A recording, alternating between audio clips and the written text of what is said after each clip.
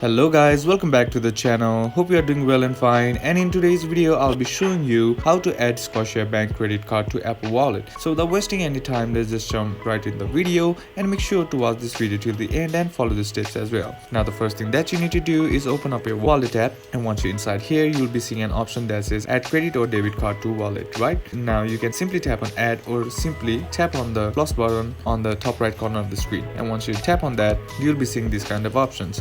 Now all you got to do is tap on the option that says debit or credit card, and on tapping that you'll be seeing this kind of page.